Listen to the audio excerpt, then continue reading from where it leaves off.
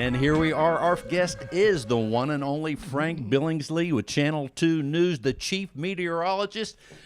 Frank, welcome to the show. Thank you. It's nice to be here. It's super awesome. We're so glad to have you here on our radio show for Stewart Title, Real Estate Matters with Stewart Title. Let's tell people, as far as the weather goes, people are fascinated with the weather. Give us a quick word how you even got into the profession. I was invited into it, to be honest. I graduated from school as a journalist. I was going to write and be a reporter, television, and the Weather Channel was blossoming back in the early 80s, and all the weathermen were going to Atlanta and left a lot of openings. So I was offered the job of a TV weatherman for weekends up in Virginia. I said, sure, I'll try that. So I did, and I liked it, and got better at it and got some better education in it. And here I am today. I've been in Houston since 1989. Can you believe it? Almost 30 years. That's amazing. A whole generation. I have guys and girls come up to me and they'll say, I grew up watching you. And you know what? I'm like, how old are you? 26. I'm like, oh, you did? There you go.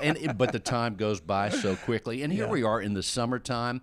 We think about the storms, especially this time of year. Let's give people an idea. Well, I guess the first question I would ask, when we think about weather in general and predicting the weather, we see 5-day, 7-day, 10-day forecasts and that. How far can we actually predict or take a good guess at the trends and what's going to happen in a period of time? You know, the latest that I've seen, I was at a conference last January, and they took that very question, and the graphic that I saw shows that a 3-day forecast is about 90% accurate.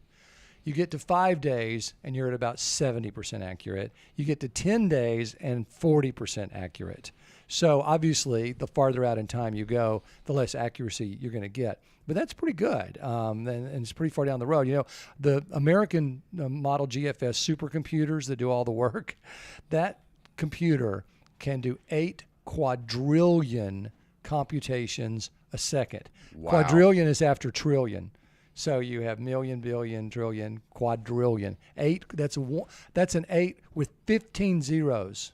That's how many in 1 second. That's in 1 incredible. second. So now you think, gosh, it would be right all the time, right? There's still, we're trying to take gas, basically, and gas equations of physics and turn them into a mathematical formula.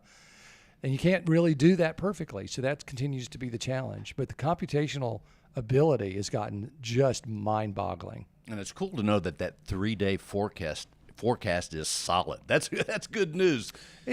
My experience is, unless something really weird happens, most of them are pretty good. Certainly temperature, we're very good with that as far as forecasting. And here we are in the summer. People are thinking about last year, Harvey, how horrible that was for so many of us and for the city in general. But what do we see coming up from a trend standpoint that you could tell people a word about what to expect, as especially those that were affected are really apprehensive, me being one of them, as we think about June, July, August, September, even October? We're always going to be facing tropical threats, whether it's the wind or the surge or the rain.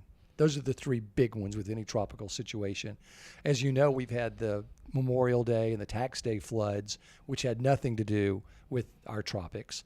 So that part of it, we just have to try to do better and better at mitigating. And I know that there are projects from the city and the county that they're doing more and more for that. They're raising houses in places that were affected. And everyone, simply put, can get insurance and make sure they have it. There's that 30-day notice. You have to wait 30 days before you can get it. I mean, I would always advise that. I can't stop rain. I can't stop flooding.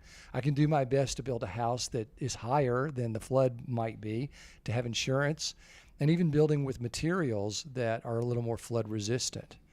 But as far as the weather part of it, we don't know what's coming. I mean, I consider and make up something, but you just don't know. We live in a tropical climate on the Gulf of Mexico. We're at 30 degrees latitude. By all rights, we should be a desert. The reason we're not a desert is because of the Gulf of Mexico that was created maybe by a meteor way back when. If we didn't have that water source, we'd be just like Arizona. Now that you mention it, does have the shape that we see of a meteor. I've never even thought about that. If almost all deserts in the northern hemisphere are at 30 degrees latitude around the globe. That's just where, because of these Hadley cells, which you call them, I'm not going to get into the meteorology, but that's where they form, and we should be in that.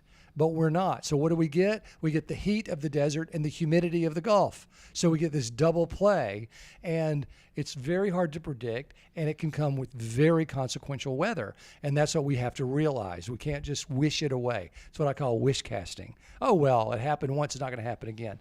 I will say this year, the odds are with us that we would not see another storm like we saw last year. In fact, not even another hurricane season. You don't usually get hit hard twice in a row in back-to-back years. Now, 2004 was active in Florida, and 2005 was active in Florida. So it can happen.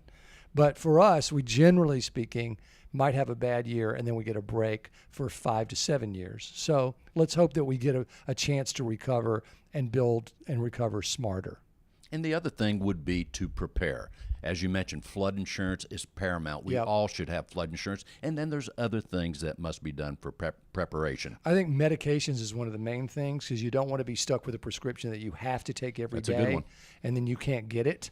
I mean, you could do without a day of eating if you had to, I mean, and I did, and maybe we all should, right? But people can help you out with food. They can help you out with ice and water. They can help you out with electricity. They could plug your fan in their, with their cord. I mean, we're good at helping each other out. I cannot bring you a life-saving medication unless I happen to have the same one in my drawer. But that's going to be on you. And then cash is king. When you can't get an ATM to work, you can't get anyone to take your check because the telecheck doesn't work, having a few $100s in cash just tucked away, if you know a storm is coming, go to the ATM, get a couple $100 in case you need to buy some supplies at the last minute, or even if there's something open after a storm that you can get to. And people love the weather. They follow it. It is mysterious. It's fascinating. All those things come into play. But also, as you are the top, most popular meteorologist in the Houston area and probably beyond, you're in the communication business. Right. So what you're doing, certainly the knowledge that you have and how you talk to people about that, that's also what's so important. Give us an idea. Those that listen, certainly they watch you on TV, but they're realtors, they're in all sorts of professions that listen to this show. Tell us about some of the things that you think about in communicating the weather. Well, it's just like with any realtor. You have to explain escrow, and you just take it for granted. You know what escrow is. I didn't know what escrow was until I bought my first house, and then I had to be taught. So there are lots of terms in all professions, whether it's medical or legal or real estate or weather. But I try to take and put into the simplest terms what I know, because that's going to be the best communication for people. There's no question about it. You don't want to say positive vorticity advection or negative when you're talking about right. You just want to talk about. Most people can understand that air is rising or air is sinking, and they can understand when it rises, it creates clouds and rain, and then what's going to make it rise? A front, the heat.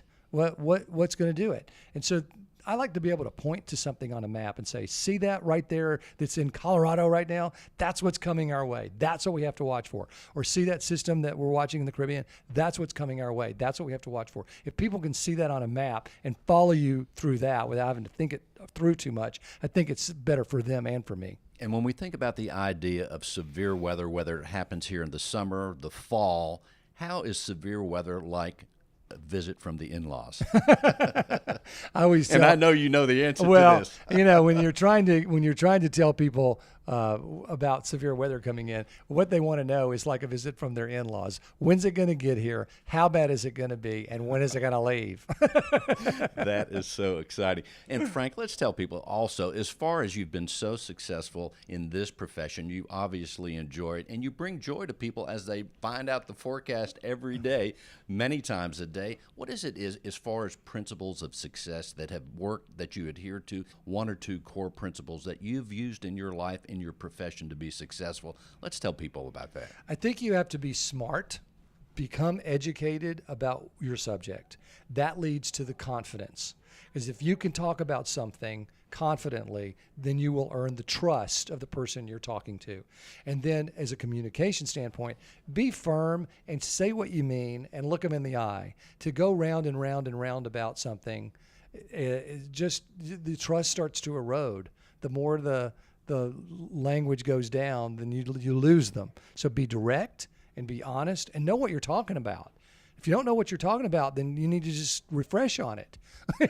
No doubt Study about it. This jack of all trades, master of none doesn't really work in a professional setting. You need to be the master of the trade. Don't worry about being a jack of all trades. Be the master of the trade. And when you know what you're talking about, people know that. We all know that. We have our favorite banker, car salesman, lawyer, doctor, because we feel like they know what they're talking about. And that's what you have to be as a professional. Know what your subject is. And as we are here at this point in time, whether it's the weather or anything else, what else would you like people to know about, Frank? I love Houston, and we live in our city. We love our city. It comes with what it comes with, whether it's traffic, whether it's bad weather, whether it's great weather, great restaurants, people that love each other. We're diverse. We help each other.